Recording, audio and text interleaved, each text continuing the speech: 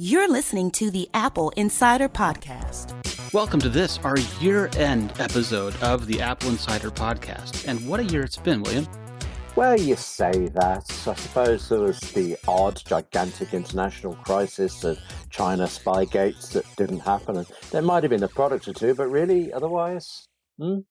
Just a quiet one, huh? I thought so, yes. Okay, so then let's do this, because it's been a big year, I think. What have been the biggest stories of the year for you? Let's just go quickly. You know, like in 30 seconds, what do you think the biggest story was? Oh, the lack of an iMac. I keep coming back to that one. But anyway, Bloomberg and the grain of rice-sized microprocessor added to the Supermicro boards that weren't that one. Yep, plus all the products. I was excited about the Mac Mini, for example. Okay, so you are into international intrigue. Yeah, a little bit. Stories of spy and espionage and things that, of course, were complete fiction. Yes, I was just going to say that. Yes, I'm into the spy fiction. Yes. Actually, no, hang on. Let me just say this. To this minute, I am waiting for Bloomberg to actually prove stuff, because a journalism output says something, company, Apple, Amazon, all of these mentions, of course they're going to deny it. Of course Bloomberg is going to protect its sources. But we're 3 months in. Every major international intelligence agency is saying this isn't happening. And Bloomberg is just going, well, it did so. Yeah, I'm waiting for Bloomberg to, call it one way or the other. But at the moment, it looks like so much baloney that I find it offensive. There you go. And if it were true, the companies would have a responsibility to disclose this kind of thing. Oh, yes, in so many ways. Bloomberg even claims that Apple did. Everybody's picking on Apple, even though there were several other companies mentioned. Amazon, notably. Yes, and Amazon has said pretty much the same as Apple. Like, what? Eh? To be clear, Bloomberg says that there is this extra thing added to certain boards, certain motherboards in certain servers. They don't have one to show us. They appear to have an artist's rendition of this. So, stacking up the evidence here. The claim is that what they were saying, right? These were added? Is that, well, what they're saying is that Supermicro motherboards.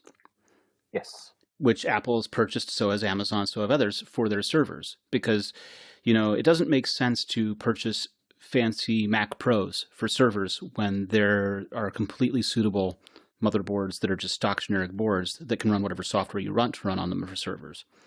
Sure. And, this is what organizations do, right? Google runs on stock hardware that for years wasn't even in fancy cases or hard drives. They would just put motherboards on pieces of cardboard and have the hard drive sitting alongside them. And when a hard drive would die, they wouldn't even take it out of service. They just leave it there to die and add another one to the rack. I didn't know that. I knew they were cheap. I didn't know. That's okay. That makes sense. It costs too much to diagnose when they could just throw more hardware at it. Right. Okay. And, with Amazon and with Apple, they're both buying these motherboards, and they'll run whatever version of Linux or Unix or whatever else they need to run on. It doesn't make sense to rebuild OS X for them completely, since they're just running file services. They can secure their own distribution of Linux, modified the way they need to be. Even Windows can do that. Yeah. Well, and that's a good question, is what is Microsoft using for their Azure services? I would expect that they're also using some forms of Windows and some mix of Linux as well. But these are common parts, right? And Apple buying them off the shelf says that the Bloomberg story says they're being modified after the fact, which is not easy to do unless you're replacing a chip and doing one in such a way that's part compatible. It's much easier to actually just burn new firmware to a chip than it is to replace a whole chip. Or to add one and all the circuitry to embed it in the rest of it. Yes, absolutely. Yeah. Now, there were stories a few years ago of people like the NSA, National Security Administration, or GHQ, modifying products, taking capture of stuff in shipping process. Amazon ships something to a customer before it gets to the customer. They seize it, they modify it, bug it, and then box it back up and send it the rest of the way. Are they more reliable than the Royal Mail? This is the real question. Surprisingly, because they actually want to get the surveillance from doing something like that. But so there's some notion that some of this kind of espionage does happen. There's also the reverse accusation that the United States has made against people like Huawei, that Huawei bugs their products and then sells them into places, which is why Huawei products are not allowed to be sold to the U.S. government, for example. Right. So there's a kernel of truth to this kind of story in the broadest of senses. But there is no There's truth precedent, yes, to this specific story there's that still we part can of me that wants to determine. say exactly Right? that. Yes, Did I get there for you? Okay. you did. What other stories do you think this year have really made 2018 a year that's distinguished or different from the years before? Well, I'm surprised actually when you visit. My first word wasn't HomePod, because I remember at the start of the year, I suppose I didn't think I could afford one at the time, and at the end of the year I realised no, I can't, but I bought one anyway. But the HomePod for me was an end of 2018, but that's still 2018, and it's a lovely thing. I quite enjoyed Steve Wozniak being taken for a scam in Bitcoin. I mean, sorry for the guy, but it was still quite entertaining the way it was done. Well, tell us about that story if you're going to go ahead and recap it like that. Go ahead. Well, previously, Steve Wozniak bought some Bitcoins quite a while ago. I think he may have paid around a total of $75 for 7 that he then, these many years on, went to sell them. And he did sell them, and somebody paid for them using a credit card. Having paid for it, they then cancelled the credit card. So this brand new cryptocurrency was defeated by the old-fashioned credit card systems. They got the Bitcoins. He didn't get his money. And he says, actually, I mean, he's still in favor of cryptocurrencies because of the fact that they should be free from interference, free from all the old regulations. But in the difference, however many years he had them, the value did go up enormously. I'm not sure now that I was right about $75 because I've got a feeling what he actually lost was something like $75,000 or the equivalent of if he'd been able to get it. So I think that what entertains me is that the parallel streams of this brilliant new free currency being undermined by people being very clever at using the older technology that still underpins it. That's what I liked. That would have been about February, I think, by the way. You know, there's something about that story that doesn't quite add up in that normally when you transfer cryptocurrency, you transfer it from one wallet or digital wallet to another digital wallet. And so when he made that sale, he would have had to have transferred it to another wallet. Now, there's no way to unwind these transactions, which some people who are looking for consumer protections call a bug, but other people who are looking for a system of exchange that's unfettered by regulation and unfettered by monitoring and things like that call that a feature in a way. And then that's a philosophical difference about what a system of exchange should have or shouldn't have. Yeah. That's what this was really about, is the idea of experimenting with what money is and what money could be in the future. And there are so many different competing cryptocurrencies because of that, because each one has their own idea of what distributed means or what decentralized means or what protections should be in place or not. And so he would have had to transfer these to a wallet and then accepted payment separately for them. And had he done it through an exchange, which is something like a sort of semi-centralized place where you put yours in and put theirs in and you make the trade through a site, then you get the funds because the exchange doesn't allow that to take place without the funds being paid for, and then they're responsible for dealing with the credit card being canceled or not. It's a modern-day equivalent of escrow. Kind of, except that it all takes place nearly instantaneously too. Okay. You know, that's. Well, you can't expect Steve Wozniak, of all people, to know about any of that stuff. I mean, that's the downside of a Coinbase or something. That's a Coinbase or a Mt. Gox or any one of these kinds of things acting as an exchange. And what was that last one? I don't know. Mt. Gox. That sounds sort Mt. of Gox. Klingon. Yeah. So that Klingon one. currency. So that one's another. This is where nerds have fun, right? So Magic the Gathering online exchange. Sorry, wait a minute. That sounded like Klingon, but now Magic the Gathering. This is Highlander. What's going on? Magic the Gathering online exchange was a site founded by a fella in Japan who created an exchange site for people to trade Magic the Gathering cards, assets. And then cryptocurrency became a thing, and he turned it into a cryptocurrency exchange site where people could trade the currency. Okay. And they got scammed and went down, and the fellow who was running that has been arrested 3 or 4 times now by Japanese authorities. because, basically they want their money back. People want money back out of it, and it's almost impossible at this point. But that was an exchange where people were able to trade these kinds of things, and so is Coinbase, and so are others.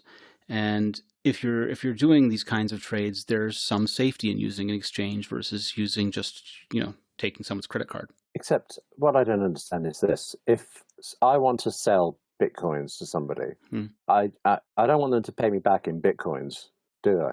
Because then I might as well just keep the ones I've got. Think about what you're really doing. I mean, what you want to do, if you're selling Bitcoins, you're selling them so that you can get pounds in your case. Yes. And so what you want to do is you want to sell your Bitcoins to an exchange for pounds. They will give you pounds, minus a fee, of course. And then the other party can go ahead and buy from the exchange and turn their pounds into Bitcoins. Currency traders, man. Currency traders are like this. The quote from Steve Fossett that I remember reading was that it was free of banks and things. But this sounds like banks under a different name. So is the new technology pretty much the same as the old technology? Well, I mean, it doesn't have to be that way, but that is one way of doing it. Now, obviously, I could take your money directly if you wanted to do that. If I had pounds and you had Bitcoins and we wanted to trade, then we could go ahead and exchange directly without anyone in the middle. But that would be somewhat more risky, right? So if you think of it like this, right, there's currency trading at a big investment level. There is currency trading and at the I need to go change currency at the kiosk because I'm a tourist kind of level. Yes. Right, where you're still dealing with a business whose business it is to exchange things for you. And then there's the level where you and I are both tourists and we happen to be walking along and going somewhere to eat, and I've got dollars and you've got pounds and we need to pay in pounds, and so I ask you to kindly sell me some pounds for my dollars across the coffee table. And I don't just ping you with Apple Pay between our Apple Watches, like normal people. Right. So, that's what Bitcoin and cryptocurrencies are still sort of discovering is, what are the different transactions that people can have here? And, the whole aspect of it is to be very decentralized and be very liberated and not rely on any central organization for this kind of stuff. What they're doing that makes it unique is that every transaction can be verified and is built off of the previous transactions. That's something called the blockchain. Oh, yes. Each transaction is a block, and therefore you can't unwind transactions because you unwind everyone's transactions. But that would be bad. That would be bad. But the other side of that is that everything is verifiable, which is good. Okay. Because it says that in a situation where you don't trust anyone, that you have all of these transaction history built upon it that can be verified. And It's a little bit more complex than that, because there are multiple nodes where everyone who's running a node is storing a copy of the blockchain. And so if you question a block, if you query a block, it not just queries yours, it also queries everyone else's nodes, and they have to all come back in agreement. And if the majority agrees that that transaction took place, then that's verifiably that it did. I feel like I'm, as ever, leading you down a technical tunnel here, but why wouldn't all of them agree? Why is it a majority? Well, if someone were trying to do something dastardly, like keep a second ledger, right? Cook the books. Not. God. What, in this new modern technology world that isn't in any way like the old one? Yes, if somebody were to do that. Right. So someone could alter their copy of the blockchain. And oh, right, but they couldn't get away with it because of all those pesky kids who've got their own copies. Because they can't modify everyone else's. So yeah, if you wanted to do that, you'd have to have 51% of all of the servers and nodes under your control in order to be able to get away with a modified copy. Okay, challenge accepted. And rejected. Right. All right. Okay. So let's move on. Because I don't want to talk all day about blockchain. I know no one else wants to listen either. So there's been a bunch of big things. Qualcomm was a good story. I had a feeling somehow in my bones that you might be interested in Qualcomm. We talked about this before on the podcast, and you know this story backwards. Where are we now, and when did it start? Oh, I don't even want to get into when it started. But the short version is that Qualcomm makes chipsets. It's actually, if you want to go back to when it really started, go back to the iPhone 4. When the iPhone 4 had a new model introduced midlife of the phone, and that new model supported Verizon. Okay. And that new model required a different modem chipset from Qualcomm in order to be able to support Verizon. And it actually had a slightly different form factor. The mute switch and volume keys moved around a little bit on that phone so that they had room to rearrange stuff inside there. And very unique situation, because it's very rare that they would introduce midlife a whole new model that's different internally and externally. And that was when they started doing business with Qualcomm for this modem chipset. And over time, what happened is that there was concern that that Qualcomm was demanding too much in terms of royalty payments, both from manufacturers and from Apple. And Apple doesn't like being pushed into a corner. So Apple began looking for other suppliers.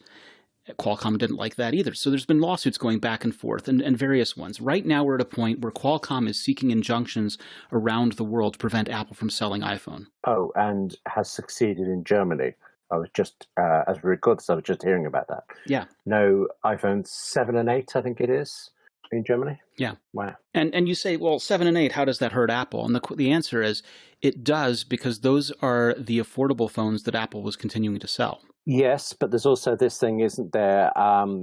Forgive me, I know this is you know better than I do, but I've just heard this bit, so correct me if I'm wrong. Qualcomm had to guarantee that should their legal challenge fail, they will pay Apple for the loss of income they would have had. So they've actually put in, is it $1 billion or something into, funnily enough, an escrow account ready for the courts to take if necessary. So it's like Qualcomm is not exactly piddling about here. This is kind of a gutsy move, huh?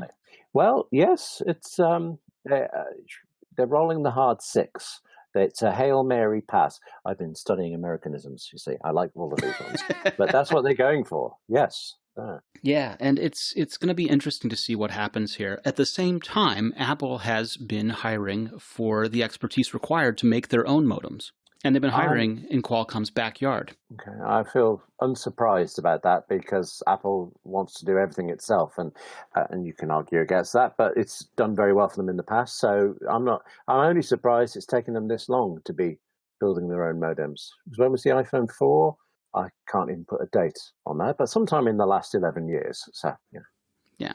So that's the story there. And basically what's going to happen is we're going to watch this court thing wind its way around. We're going to see if they get more injunctions or not. Yeah. It's going to be a big deal. It's going to be a bigger deal in about 2020 or so when Apple does do their own modem. That's my guess. That's my speculation for when this actually happens. You think that's how soon they'll be able to do their own modems? I think so. And the thing that I'm counting upon there, the reason that I'm really looking forward to that is that the Qualcomm modem, like Qualcomm, don't like Qualcomm, the product gives faster data transfer on the LTE chipsets than the competing Intel part. If you have an Intel-based phone versus a Qualcomm phone, your speed tests will not be as fast. Right. Now, will it be slow enough that you'll notice or be upset by it? Maybe, maybe not. But it's one of those things where once you know it, it's kind of irksome. And when they do their own, I fully expect that they'll get it right, that they won't have this problem. Now, of course, in the intervening time, 5G is also going to become a thing, and so speeds will be exponentially faster anyway. But and of course, Qualcomm's been out boasting about how they're going to have 5G in every Android handset. So this is what we call an interesting moment in history. Mm-hmm. I'm sorry, my mind's split in two different directions there. One is 5G in every Android handset. Yeah, sure. But the other one is Apple goes from not making a modem at all to making a 5G one. To my mind, that seems like a very big move. But I suppose you can't really have baby steps with this. You either do it or you don't. You confident that Apple will have a 5G-able modem in 2020? Well, let me ask you, does it make sense in 2020 to make a 4G LTE modem? Could you ask me again in about 14 2 years? months' time? Yeah. That would be good, yes. Yeah, but I will have the answer for you. Oh, yes. Yes. And when 2019 is going to have all of the major flagship Android handsets with a 5G chipset, you can have a phone that's an LTE handset in 2019, and it won't matter because it's still a transition year and towers are still going up and things like that. But in 2020, that's going to be a little harder to get away with. They could still do it, but it would be late. And I can't imagine them wanting to be late. They get it beaten up enough about all kinds of things that it doesn't make sense. They really, if they're going to do it, they really, really need to have a 5G chipset. Now, what they could do is they could buy in 5G for one more year from an Intel or one of those, and then launch their own after that. Yeah, but Apple's always taking lumps for something. So And they it are. So they are. seems to ignore it until they're ready for things, which Speaking is of either taking lumps, arrogance right? or discipline. Yeah. I mean, Hmm? speaking of taking lumps, what about this 10R sales? Yeah, you mean somebody's bought one? Is that? Well, nice. But I mean, the concept that Apple must not be doing well in sales, that Apple must be slowing down in sales. That's been what all of the analysts have been saying, right? Yes, it is, but they pick on the 10R this year. Last year it was the iPhone 10 disaster, and nobody buying it at all, except they were. So ordinarily, I just kind of blank out this stuff. But you've pointed out to me recently this issue of there being notifications sent, Apple basically selling stuff, plugging the iPhone 10R, and that's the first time I actually thought it smells like maybe there is an issue. It Yeah. does, but at the same time, just anecdotally poking around and asking around, everyone I can find, everyone I've talked to, says that when they try and go and buy an iPhone 10R, they are sold out. Oh, well, that's good. That you go to a Verizon store, oh, we got a shipment in, and we're sold out. that you if you wanted to find one, you would have difficulty. That it is not just walk up and get as many as you want, cheap as chips. They are in shorter supply. So that's the question. Is it possible that all these analysts have got their story wrong? Surely not. Perish the thought. I mean, I know this is wrong, but I just sometimes wonder whether analysts are talking stuff down because they want to go buy Apple shares. I mean, is that just conspiracy nutty of me? I don't know. But well, now if you say something like that, they have to disclose what their holdings are. Because otherwise, if they are doing that, they get in huge trouble with the Securities Exchange Commission. All right. So I was not only wrong, I was bad there. They would never do anything like that. It is a big deal to do that. Now, I have some Apple holdings. I have some small amounts of Apple holdings. I don't pay attention to it. I really don't. I haven't sold or bought it in ages. It just kind of sits there for me. So, full disclosure, I have some shares, but I'm not telling anyone what to do with their shares. I'm not giving anyone advice about to go or buy or to go or sell. I'm not saying any of that. Would you like me to look after the shares for you? Not at all. I'm content with them staying exactly where they are and doing exactly whatever it is they're doing. I was just trying to help. I know. Myself, yes. I think I may have gotten a dividend check from them at some point, and it just reinvests. So I think it's become a running joke now. Apple announces incredible sales figures. Stock price goes down because analysts are going, "Wow, this is terrible news." Analysts are clearly looking at something else, and they're not looking at sales figures today. They're looking at what will happen next and things, and that doesn't seem unreasonable. It's just it never quite seems to work out, even in the medium term. Isn't it that like Tim Cook said at least once this year? I remember reading him saying he finds it bizarre that people focus on the 90-day sales business when Apple is really looking many years ahead. Now, there's part of me that thinks that makes sense, but also Apple can afford. But that's the same thing that Jeff Bezos says, right? Jeff Bezos says that the results that are in this quarter were baked 2 years ago. Everything that's happening now it was done 2 years ago, and that's what led us to this point. That he's focused on what's going on 2 years from this point. Again, a big company can reasonably afford to do this. I mean, I'm self-employed. I can't. I have to deal in the now where they can't. And that's why you're self-employed, William.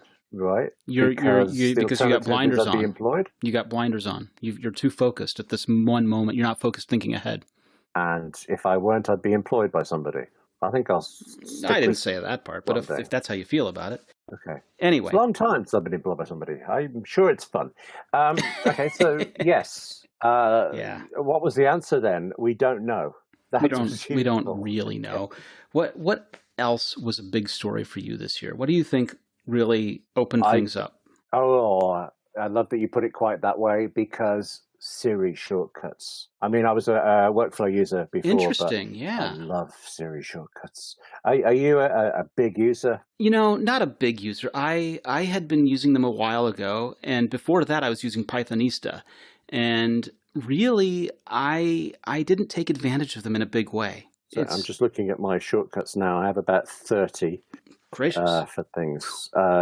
Mind you, some of them are absolutely rubbish. But I just love it. There's one project I do where I need to account for every article that was published. And I could write it down, but instead, every couple of days, I tap the shortcut, it goes to the site, grabs the RSS feed, looks for what I wrote, what other people wrote, sorts the stuff I did, and presents me in a nice little list that I email off to whoever it is. Handy. Share that with me. Sort of stuff. What's it worth? I'll give it for you for an Apple share or a Bitcoin or something like that. Right. Yeah, we'll see about that. Anyway. What opened it up for you? What opened up the world in 2018 for you? I really think, and you're going to laugh at this, but I think the Apple Watch Series 4. Oh, grief, you're kidding. Why would I laugh at that? The only thing I've got against that is I haven't got one. I really want one. It looks brilliant. What appeals to you? I think that it delivers on sort of the promise of where things were going leading up to it. You know, we'd been talking for ages about healthcare and making healthcare personal, both through the Apple Health records and the integration of actual health charts and lab tests and so forth into Apple Health, but also with the fitness and heart monitoring that we saw earlier and the diabetes monitoring. Those were big deals. The idea that Series 4 takes that forward and can do the echocardiogram and can actually record results into Apple Health, you know, it seems like that goes further. That where we're going to is a point where I think in the future telehealth can be really enabled with these kinds of personal tests.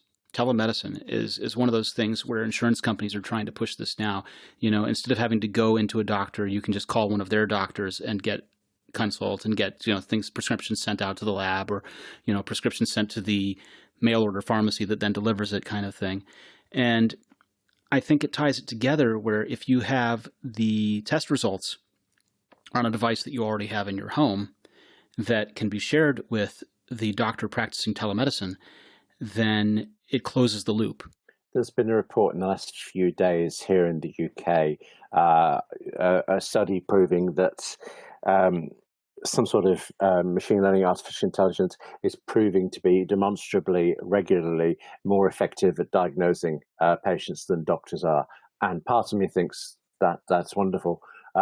No, actually, pretty much all of me does. I still want a human being to interpret the data, but... I mean, that kind of news is not new. There was, for years, going on in Chicago, I believe, I think I would remember it was Chicago. You know, one of the things that happens is that when people come in to an emergency room with a potential heart condition, triaging them as immediately needing attention or being okay and can wait to be, you know, taken in as a part of triage, was a hard decision, and that doctors would occasionally get it wrong, or more than occasionally get it wrong. And so they implemented a flow chart. And if you followed the flow chart for the steps, then your accuracy went up and you detected heart conditions that needed attention immediately that would have otherwise gone undetected much faster with a higher accuracy rate. And, you know, that's the same kind of thing that could be done computerized as opposed to just following the flow chart that says do these things. And, you know, that's where this kind of stuff comes from, is that humans make errors and humans misread signs and humans weigh things and overlook them. Whereas if you just follow these steps and pick up on all of the signs and account for them properly, then you can diagnose with a higher accuracy. Someday NBC is going to reboot ER, and it's going to be the dullest hospital drama ever. It's just people watching screens and the odd bleep. Well, I mean, it's not going to have Noah Wyle, and it's not going to have George Clooney, and it's going to be more like Nurse Jackie. All right. Did you see that one?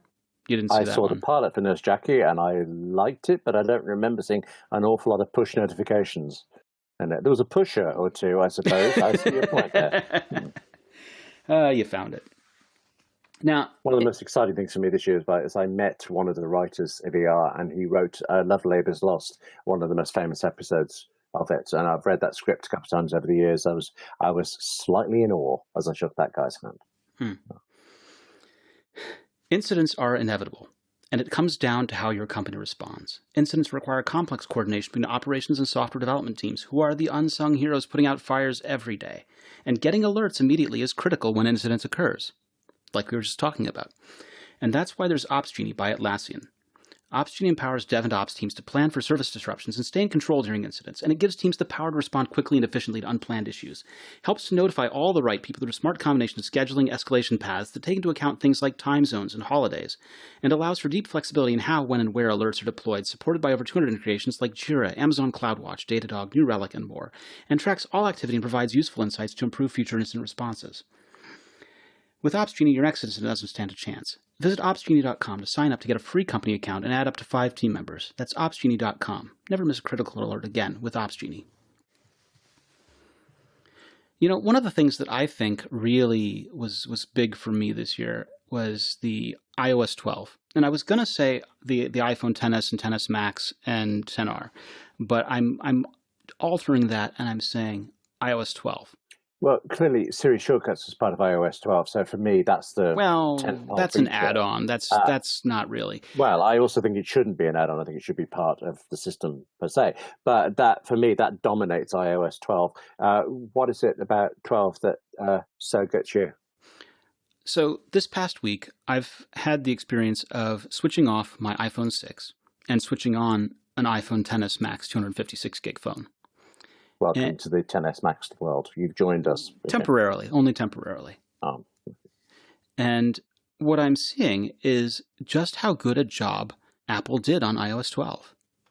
You know, You didn't have iOS 12 on your 6? Oh, I did. And I encouraged you to get it, don't you recall?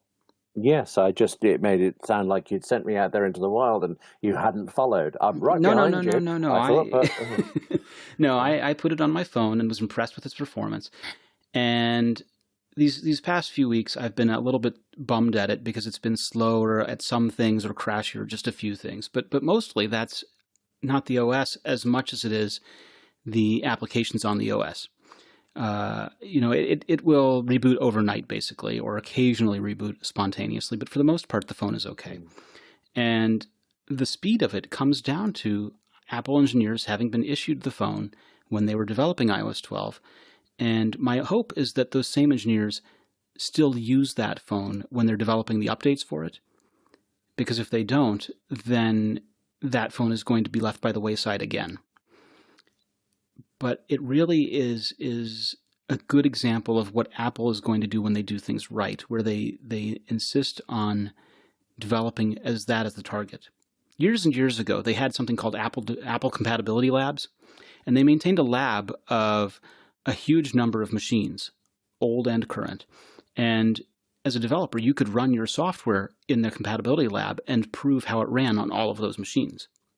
They got rid of that a long time ago. And with phones, they don't do that. You're pretty much expected to maintain your own. But for the OS, it's really a good thing that they did this. And I hope that they continue this practice, because the iPhone 6 and 6S are going to be supported for a while longer to come. And I really do believe they need to make sure that it runs as well as it does on those. Running it on XS and XS Max has been eye-opening for how smooth it is and how fluid it is, how responsive it is. But it's not that distant a cousin from the way it runs on the 6. And I think they, as much as they know that iOS is the crown jewel of their properties at the moment, they need to keep that in mind and protect it. And I think they lost that plot with iOS 11. And that's why iOS 12 is so important. I realize that for some reason you're saying that. Once you've moved on to a new iOS, I think after a while you forget what you didn't have before. And for some reason, something there you said reminded me of this glorious feature in iOS 12 to do with passwords. I mean, I'm a 1Password user, so if I go to a site on my phone, Face ID opens it up, it will offer me a password from iCloud, Keychain, or 1Password, and just squirts it in straight away. I rarely have to open 1Password now, and it's not like it was a burden to, but the smoothness of that, all these months in, it's the one thing of iOS 12 where I still go, oh, every time it happens. Well, and it's not that, it's also the speed with which you're doing it on that new handset. It switches to the 1Password, uses Face ID to unlock it, and gives you that password for the correct thing very quickly. The old routine using iOS 12 on an older handset is it takes some time to switch to the application, then it takes some time to register Touch ID, and then it gives you that. It's a lot more like molasses. Stone Age, I know. Well, you just went for glaciers, I went for Stone Age. Yes, What do you think of Face ID while you're using the 10s Max? I like it very much, but it doesn't work as well for me as I'd hoped off axis or in the dark. It does do it, but there are times when I have to pick up the phone and re-aim it. Well, I'm fine in the dark, but I've noticed that. I think I'm very conscious of the fact that the new iPads can look at you from any angle. I am aware that I'm having to. It's usually when I'm in the car and I put the phone into its holder landscape to do Apple Maps on it and stuff, and I haven't got ready before the thing switches off, and I have to take it off or twist my head at a funny angle. So I'm hoping next year. Well, actually, no, I'm not, because I can't afford to buy another phone. But I'm hoping the next time I can get an iPhone, it'll be like the iPad and recognize me. Oh, and the everywhere. other thing is connecting it to CarPlay.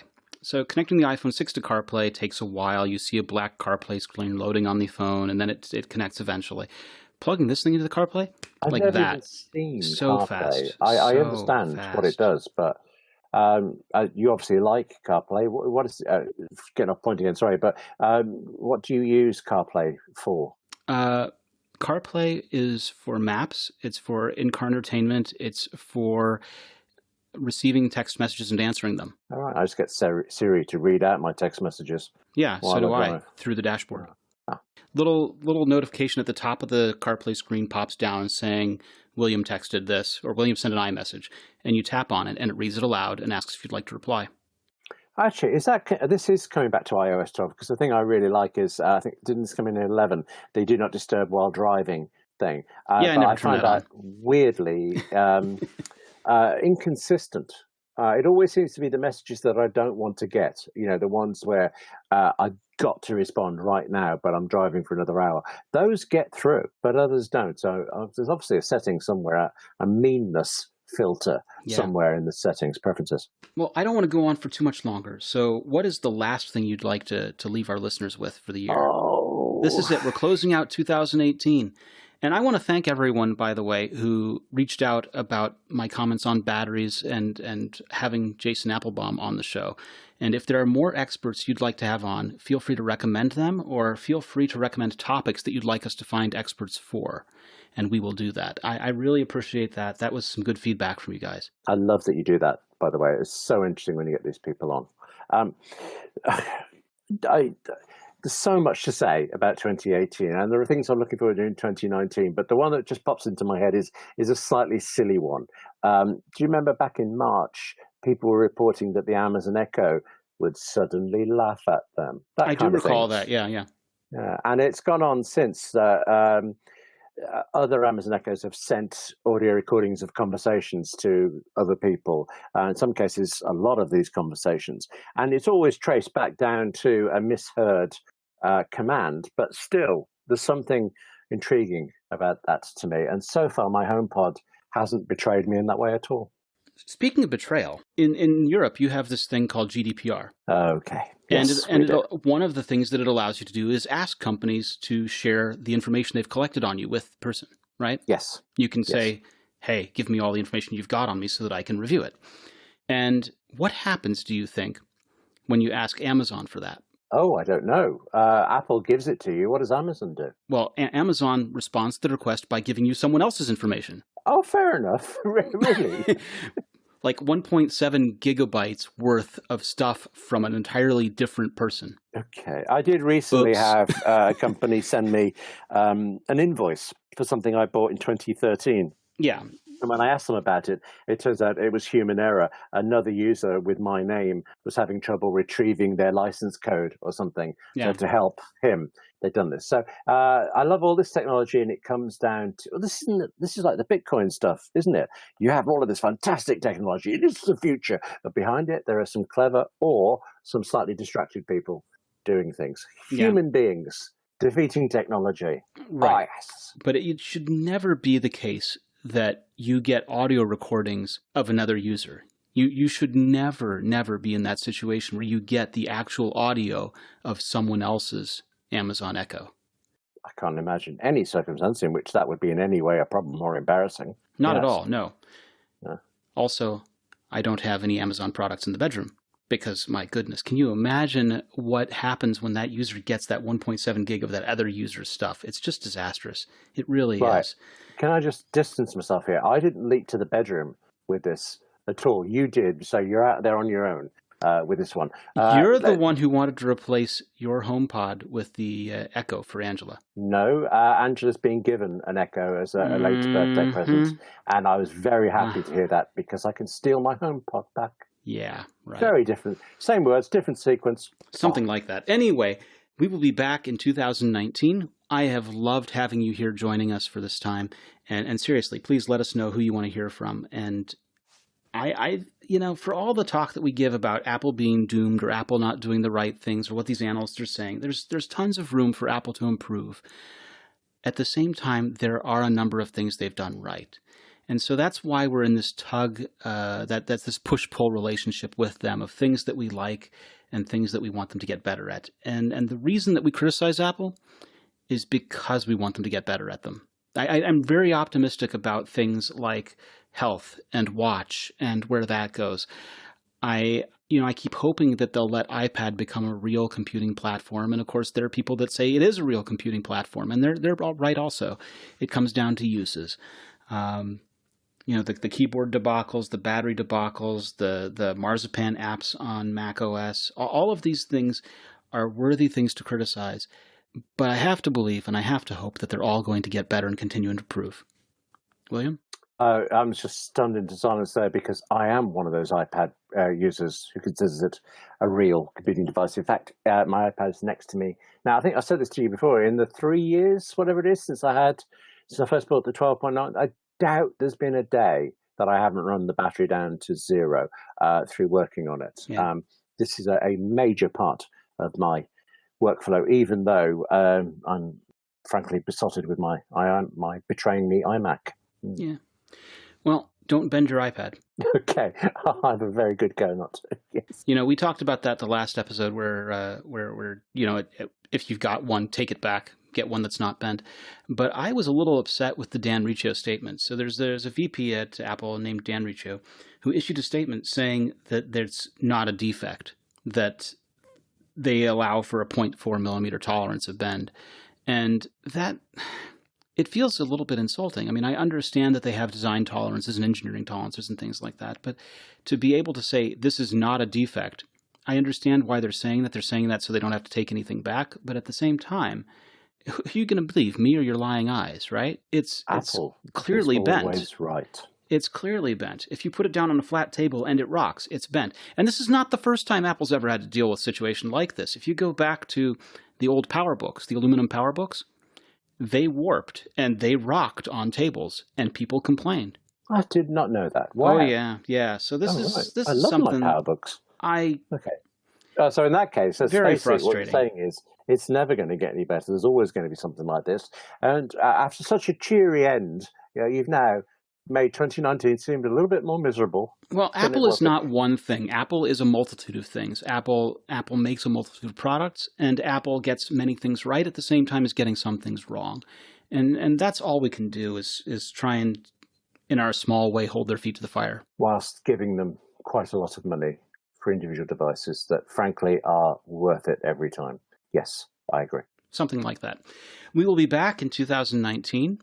When we do, we will be at the Consumer Electronics Show in Las Vegas, and we'll be reporting on all kinds of weird and wonderful things, some of which will actually come and get released. Some will see the light of day.